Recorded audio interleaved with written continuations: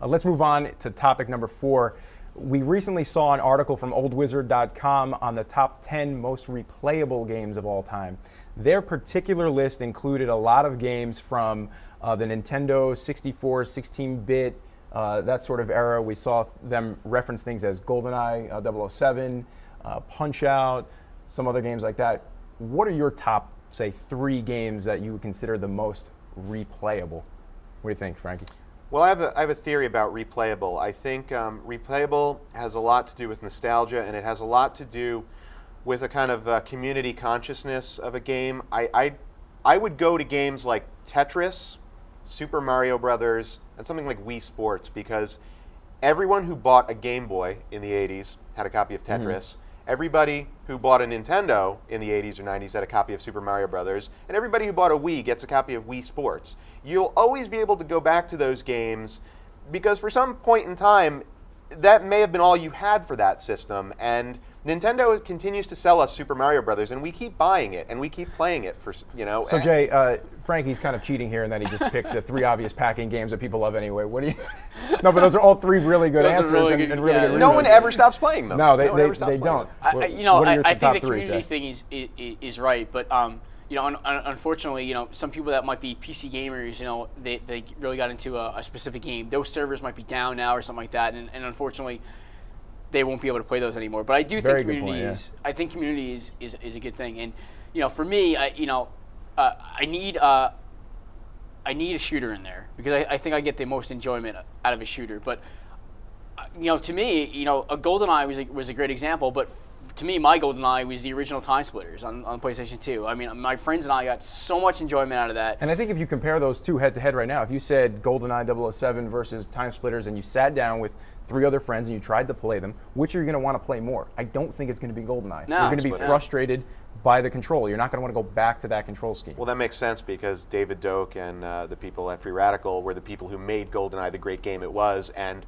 Perfect Dark didn't include that team, and that's why it's not as fondly remembered as GoldenEye. Yeah. And so you got to have a shooter. You got to have probably a fighting game in there. Because when you were younger, I mean, you went over to buddy's house. You probably played a fighting game over there, whether it be Street Fighter or for me it'd be Killer Instinct. It might be Mortal Kombat 2. Mm-hmm. There's got to be something in there. That's a fighting game. And then a platformer, and again. Even for me, Super Mario Brothers, Super Mario Brothers 3 is probably my fondest memory of me just going over to my friend's house and playing that game. Every time we went over there, it was in somebody's disc tray, and you usually had to take it out to play another game because when except it wasn't in their disc tray. Well, if they're using an emulator. Well, if this was 25 years ago, it was probably on the NES Game Pack, PAK, and that was probably the game that was in their machine, if it wasn't that or another Super Mario Brothers. Or maybe they actually jammed a cartridge into the disc tray. Well, they still had a tray. You still had to put the cartridge in and then push it down. So those are some of the, obviously. So there's only one way that you can replay NES games now, and that's, there's a couple ways. You can emulate them, or you can take very good care and maybe go back and repair it. Or you could re-download them on a WiiWare. Or get a new top loader, or download them on WiiWare. So I guess you do have a lot of options to replay these games, and there's reasons why they're still around, because they are that good.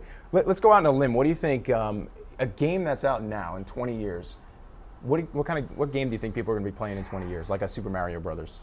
You can pick up and play that now. I'm going to say Halo, just because the community there is huge. I mean, I'm not a big fan of this series, but you got to give credit where credit's due. And I think that, especially, if you look at Halo 2 is still one of the top 5 most played games on Xbox Live. I mean, the community there is huge. So I'd say either that or something like Counter-Strike, because the communities there are still going strong. You can still find lots of channels on IRC with people talking about Counter-Strike and servers out there that you can join anytime. I think persistent community is important, but I also think perfection in game design is important too. Games like Halo are perfect now, but in 10, 15 years, they're going to be a little dated. I think you got to look to something like Street Fighter 2, where the system has kind of been perfected, and you look at a game like Street Fighter 4, and essentially it's still Street Fighter 2, but the community is holding on strong to it, and they're moving forward, and nobody feels when they play a game like Street Fighter 4 that it's dated, because the gameplay mechanic is perfect. It's just And although it better is a graphics. common joke to easily make fun that they came out with, Champion Edition, Super Street Fighter 2 Right. Turbo, and etc., there's a reason for that, and the gameplay gets refined, and Yep. therefore better, and therefore we would assume would last longer. And for topic number 5, we've seen a big change in the paradigm of PC gaming